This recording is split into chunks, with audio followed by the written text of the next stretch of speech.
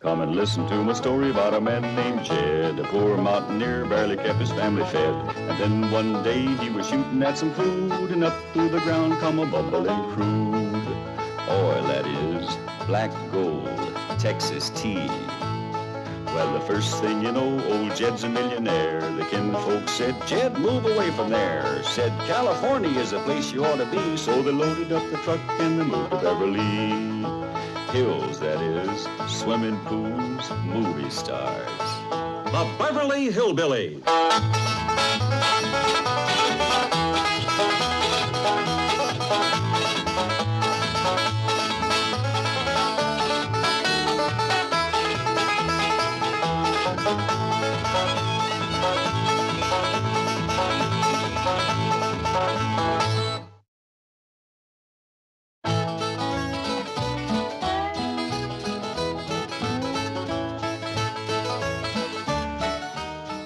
Clampett, Skipper.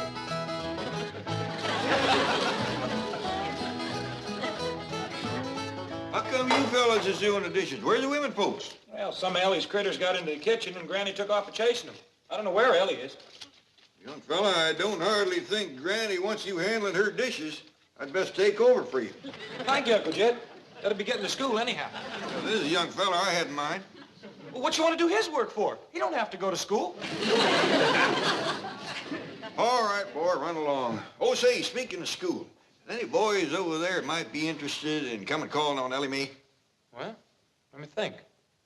Yeah. Hey, there's one fella that'd like Elly Mae just fine. Nice young fella, huh? Oh, dandy. He's smartest fella in school. Passable good looking? Well, yes, sir. Crazy about dogs and cats, just like Elly Mae. Well, doggies, that sounds real nice. How about bringing him home for supper tonight, right after school? Well, I can't bring him home right after school.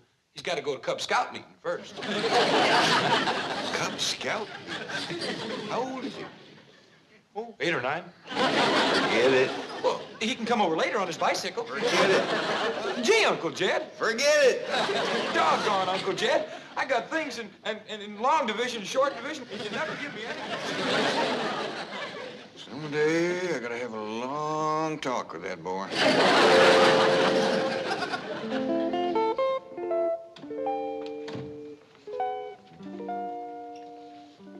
Look here. I brought little Arnie to keep you company while you're sick in bed. Called my friend the critter doctor over to the zoo. As soon as it closes, he's gonna come by and see what's ailing you. Well, little Arnie Duke might not feel like getting his face washed right now. Elly Mae, you in there? Quick, Arnie, hide under cover with Duke. Granny don't allow dogs in the bed. You seen anything of old Duke? He ain't showed up for his vittles. Well, Great Duke's kind of ailing. I reckon that's why he didn't show up for his vittles. But he's gonna be all right. What's that moving around in your bed?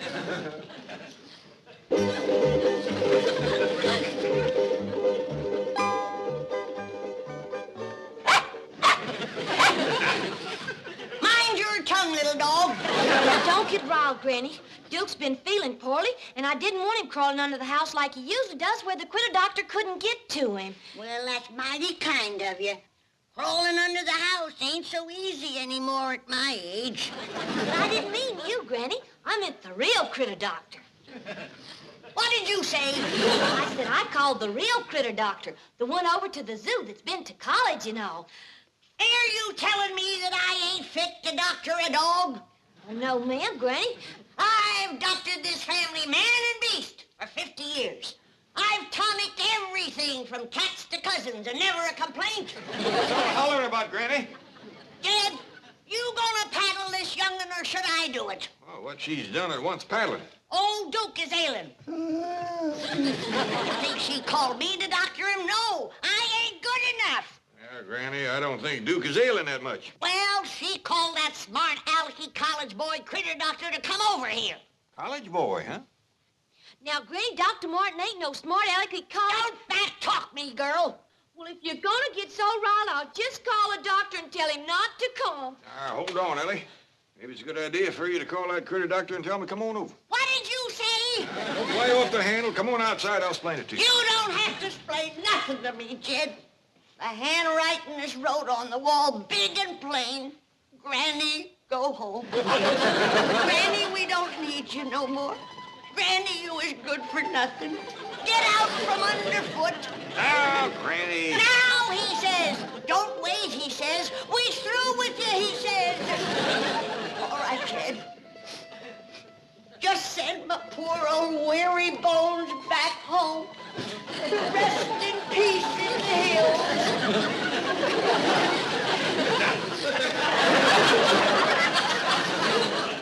Now, you get out of that cedar chest. You're right, Jed. Old Granny just ain't worth wasting a good cedar chest on.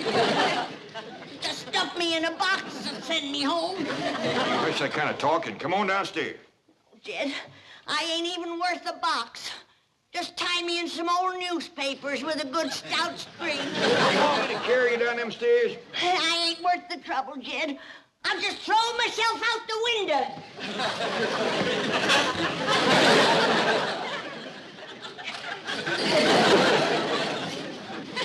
You can gather me up in an old gunny sack.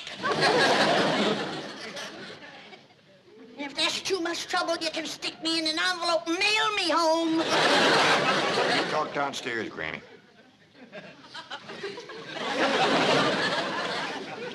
I guess I ain't even worth the stamps. How about sending me parcel post? It ain't Duke I want the critter doctor to come see. It's Elly Mae. She ailing? Of course not. But he might be just the beau we've been looking for that girl. You think so? I knowed he was a college boy. I'd had him over before this. She's always talking about how nice he is and good with critters. But suppose he's married already? We'll find out. Elly Mae, if he ain't, we'll ask him to stay for supper. Yeah. Yeah, Pop? Granny had a good idea. Why don't you call that critter doctor and ask him to bring his wife and stay to supper? Well, thank you anyway, Granny, but he ain't got no wife. Oh, now that's too bad. Well, ask him to stay to supper anyway. Okay, Pop. And put on a nice, pretty dress. Well, what for? Cat fur to make kitten breeches. Do as I tell you. Oh, look. Oh, Duke, swell. Now we don't have to bother Dr. Martin at all.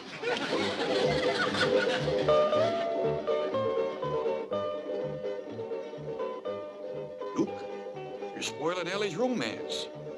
Now get back up to bed and act sick.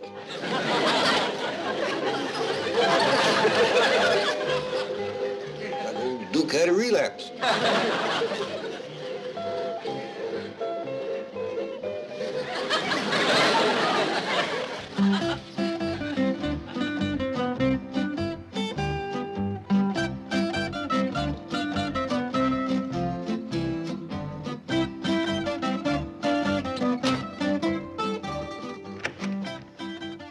Howdy, Doctor. I seen you coming from my window up yonder. Elly Mae, is this your home? Yes, sir. The way you dress when you come to the zoo and the way you love animals, I always thought you lived on a ranch. No, sir. This is all we got.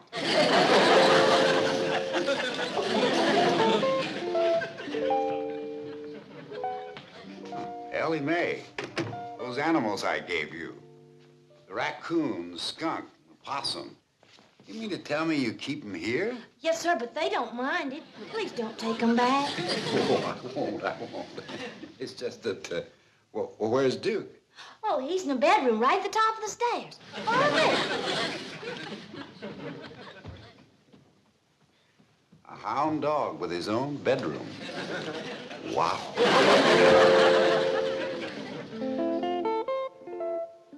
Doctor's here now. You ain't gonna be sick no more.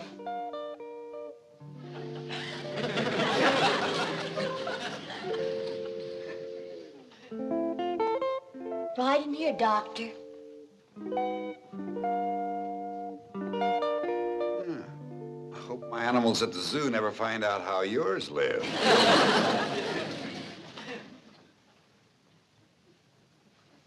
Looks like I'm too late. Duke's just shy. He ain't used to doctors. I'll get you a chair.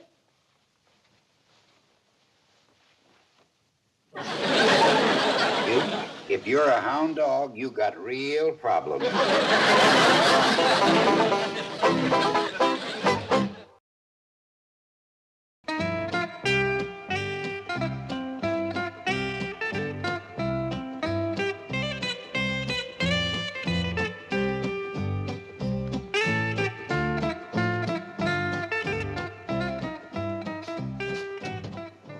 Baby, you're what I need.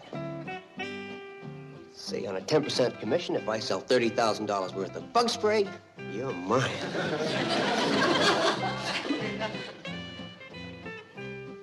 What you looking at, Granny? The critter doctor's out there. Dandy-looking young fella. But I sure hope he ain't toting more varmints.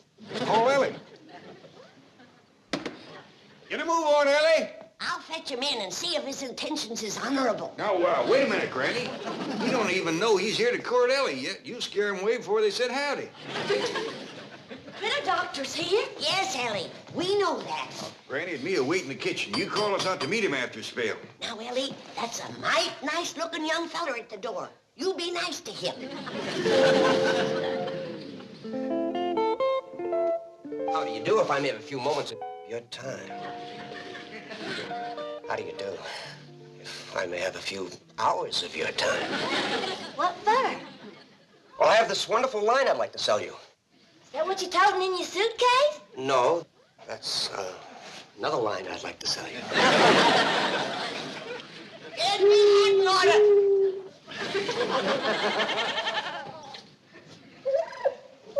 Jed, them pesky varmints have learned to open the back door. Simmer down, Granny. I'll help you round him up. Jed, I've been thinking.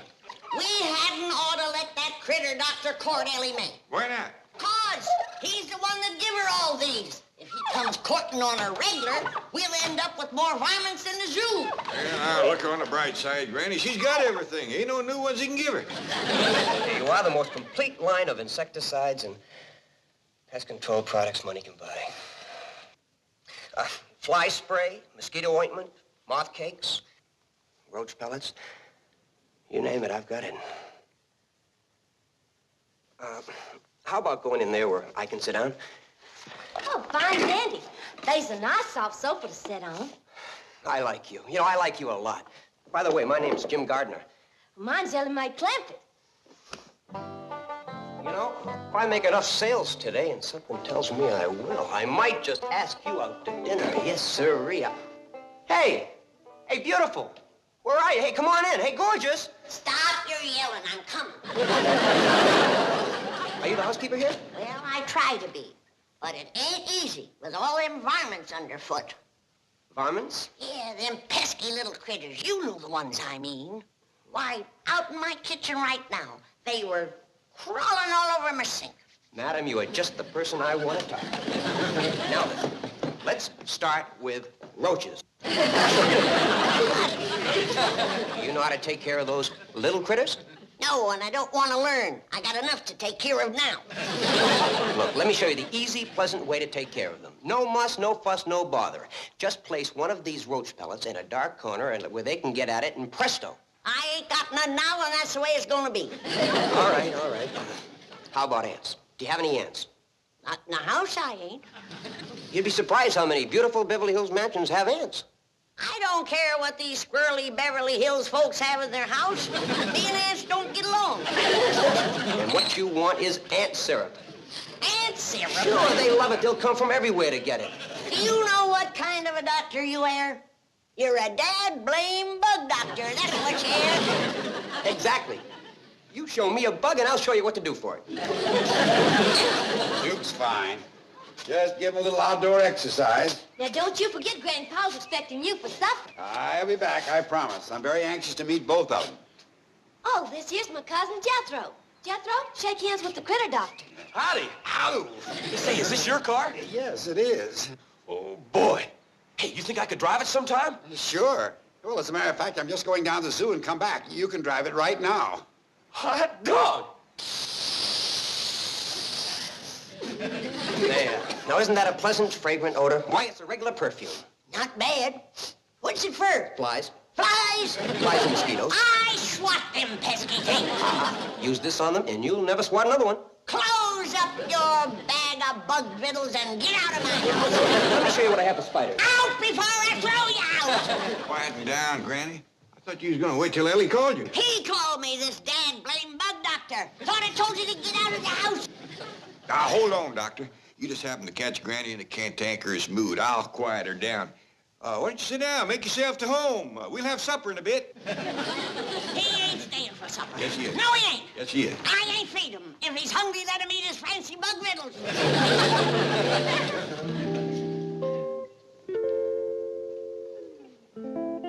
Honey, if you weren't such a doll, I'd clear out of this bug house.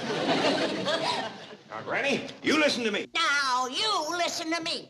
It's bad enough that I have to be sewing clothes for a monkey or washing bed linen after a hound dog. But I'll be swished if I'm going around spraying perfume on flies and mosquitoes and giving parties for moths. Well, nobody wants you to. He does, that crazy bug doctor. Tried to sell me some moth cakes. Oh, please. And if that ain't enough, he wants me to give a bath to fleas. Granny. It's true. Tried to sell me flea soap, flea shampoo, and flea dusting powder. Look at how frisky old Duke is now. The doctor sure fixed him up. See, Granny, he's a critter doctor. He's a bug doctor. Don't you have nothing more to do with him, Elly. But I like him, and he's gonna be here for supper. I ain't cooking for him. Well, why not? Granny just having one of her spiteful spells. Now, you get on out to the kitchen. I'll talk to you directly. No, not that way. I don't want you tying into that young feller again. Go around the back way. Beverly Hills bug doctor. First thing you know, he'll be having Elly leading a boll weevil on a leash. A monkey, you know, from Washington. Oh, let's leave Duke here with Skipper. Okay. Come on, Skipper. Duke's feeling better now. You two can play cowboys again.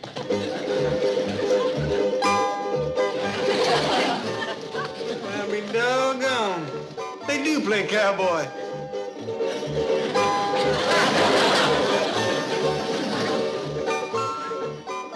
Well, young fella, I reckon my daughter here will be a heap more pleasant company for you than Granny was. I think so. Hey, what's all that? Well, these are the insects that love to eat beautiful flowers. And with this one easy-to-use, pleasant-smelling spray, you can take care of all of them. Here you are, sir, with my compliments. Oh, thank you. Well, I'll leave you two young folks alone.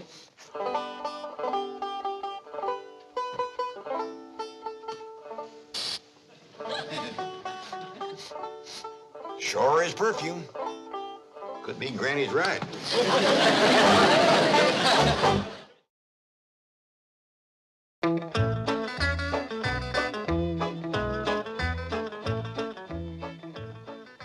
It's coming on for supper time. Don't you want to get started fixing vittles? Who for? For everybody. Who's everybody?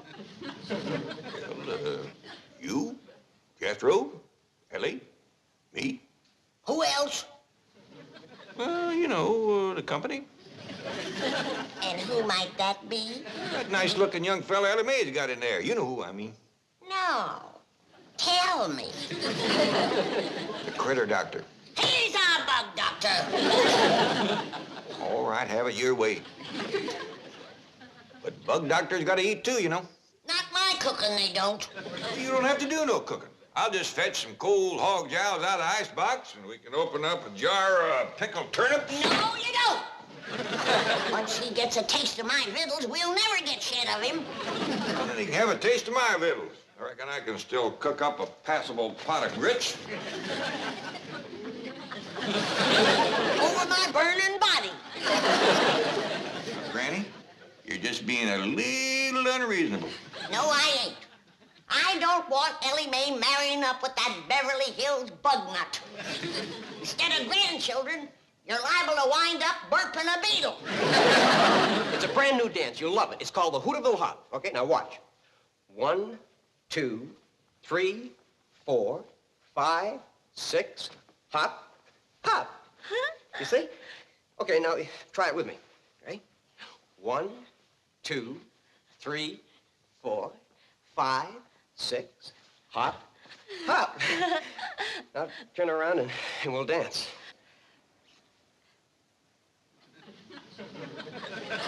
Well, ain't we gonna dance? Hmm? Oh, later. Later. Hey, mister, if you want to wrestle with Elly May, you ought to get a better hold on her than that. Hey, you wanna wrestle? Huh? Later. Hey, Elly May, the critter doctor's out in the hall, and he brung you a present from the zoo, too. You her brother? Well, shucks, no. Oh, her boyfriend, huh? Well, I'm a boy, and we's friends. But mostly we's cousins. Oh, that's great. My name's Jim Goddard. How do you spell that? Hope your granny won't mind. He's still a little wild. Oh, I can tame him. I'm sure you can, but what about Granny? Well, ain't nobody can tame her. No. I mean, do you think she'll mind having another critter around? Well, let's go ask her. Extra nice. I'll be as charming as my years will allow. Oh, Elly, May, let's put him back in here. In you go. In you go.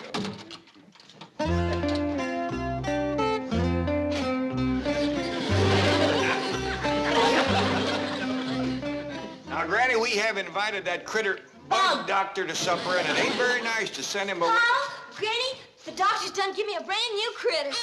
What is it? Well, look. Oh, it's a giant hairy caterpillar with green eyes and big teeth. Looks like a Bobcat young'un to me. It is, ain't it cute? Who are you? I'm Dr. Martin. Oh, yes, ma'am. This here's the critter doctor. This is my granny, and this is my pal. You're the critter doctor? That's right. Well, who's that bug-happy goomer in the parlor? Goomer? Well, that's a young fella you said to be nice to. Let's have a word with him. Elly May, get that varmint out of my kitchen. Yes, ma'am, Granny. Did I understand, Elly May, to call you Granny? What about it? It was such an odd name to call one's sister. Sister. You're certainly too young to be her mother.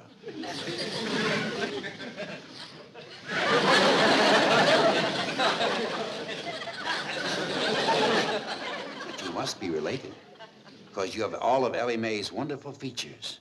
Her beauty of face, figure, her irresistible charm, her sweetness, and her loveliness.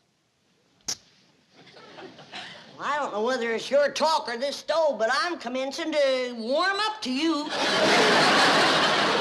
What'd you say his name was again, Jethro? It's Jim Gardner. Oh, mighty pleased to meet you. Same here. Actually, my name's Jim Goddard. How you spell that? I just won't take no for an answer. You're staying to supper. How can I refuse such a gracious invitation from such a lovely lady? You're kind of slighting this one, Doctor. A home-cooked meal would be a real treat for me. I usually eat in a restaurant. Well, you're in for a feast tonight. We'll start off with some crawdad tails, deep-fried in possum fat, crispy and crunchy, and then some owl soup. Owl soup? Barn owl. And then a special dish, stuffed gopher. You mean, gopher? That's only the beginning. Granny, that little bobcat's just getting along dandy with all my other critters. Can he stay? Well, I reckon so. That young feller wants to know, can he take you out for supper? That's a wonderful idea. Hold on, Doc. You're my date. Have a good time, but don't stay out too late. And behave yourself. Don't park a deck. We won't. Speak for yourself.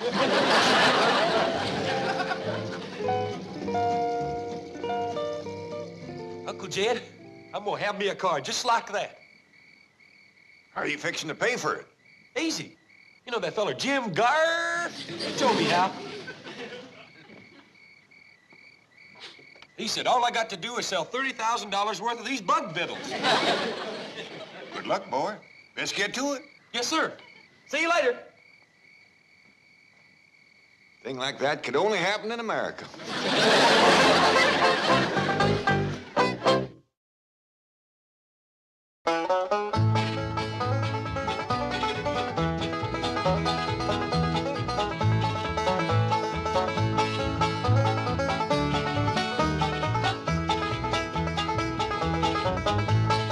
Now it's time to say goodbye to Jed and all his kin. They would like to thank you folks for kindly dropping in. You're all invited back next week to this locality to have a heaping helping of their hospitality. Hillbilly, that is. Set a spell. Take your shoes off. You all come back now. Here? This has been a Filmways presentation.